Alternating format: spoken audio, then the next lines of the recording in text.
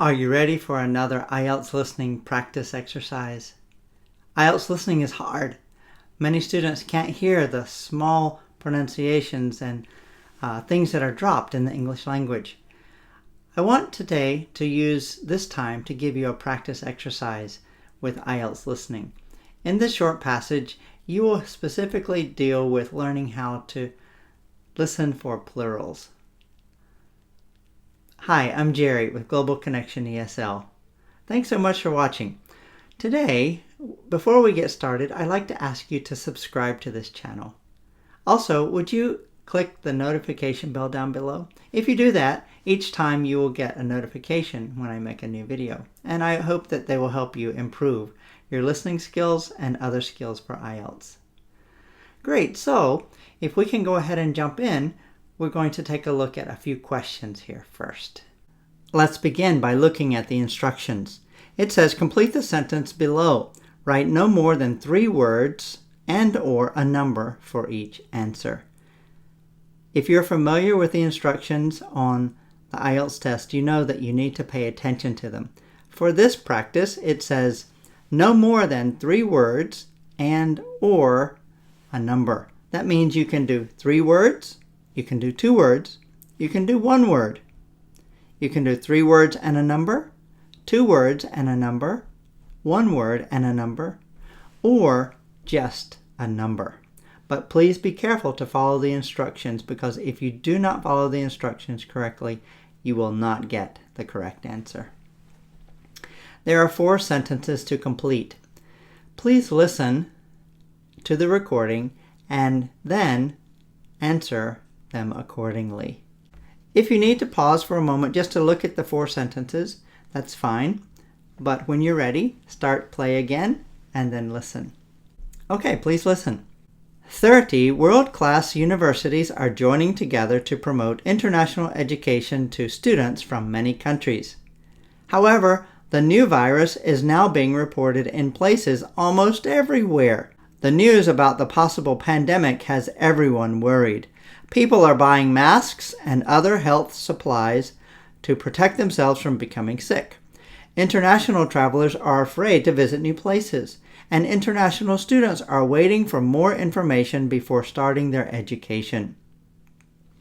World economies are suffering from the decline in international students and tourism. What solutions serve the greater good in international health and international education? So take just a second and answer the 4 sentence completion exercises. So the first one says, 30 world-class universities are working together to recruit students.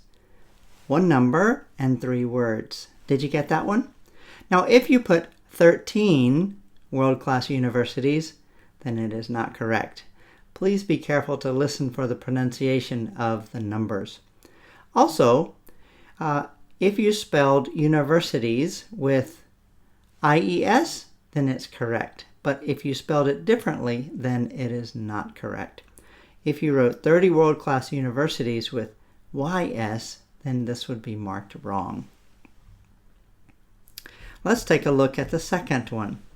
It says there are reports almost everywhere about the new virus. So in this case, you can use 3 words, the new virus. If you wrote the new viruses, it's not correct. If you listen well, you will understand that it says the new virus is now being reported. This is very difficult because virus ends with an S and the next word is has an S, and we link these words together. There are many listening problems because words are linked together. And it can sound like the new virus is now being reported. And that is not what was said. It is something that you need to understand the grammar as well of the sentence in order to get this one correct.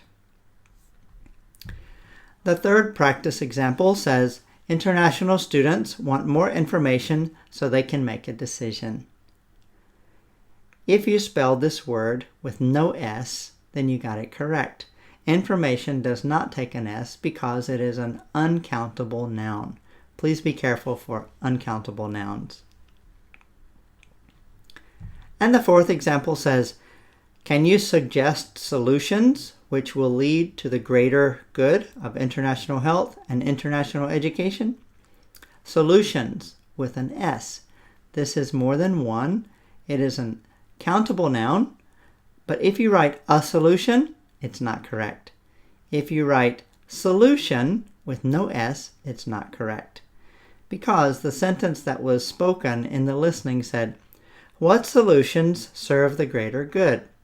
Again, this can be tricky because the words are linked together, and the next word, serve, also begins with an S. And so it can be confusing. You might not think there was an S in the word solution because the next word starts with S. So be careful with that listening. All right, so let's talk about a few tips that will help you to improve your listening for IELTS when you are paying attention to plurals. The first is I want you to pay attention to the pronunciation of numbers. Numbers like 13, 14, 15, 16, 17, 18, 19. These teenage numbers are easily confused with numbers that end in 0. 13 or 30. 14 or 40. 15 or 50. Please pay attention to the difference in these pronunciations.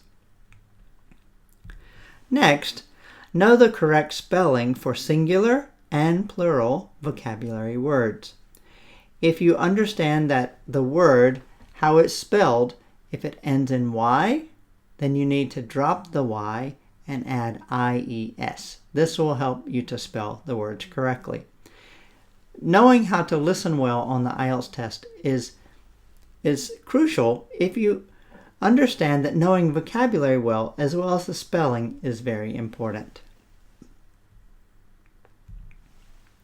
The third tip for this lesson is know your uncountable nouns. If you hear the word information or knowledge or advice, these words will not take an S because they are uncountable. If you want to know more about countable and uncountable nouns, I've gone through a practice listening and shared many rules about them in this video right here. Why don't you take a look? I hope it will help you. And the fourth tip here to go with this video is to know your grammar and use it to understand what you hear. Grammar is not always easy, but you must pay attention to the grammar. For example, when the verbs and the nouns match together, they must agree. And if you understand how subjects and verbs work together and how they should be spelled with the verb tenses, that will help you significantly for answering some of the listening questions, especially in this case.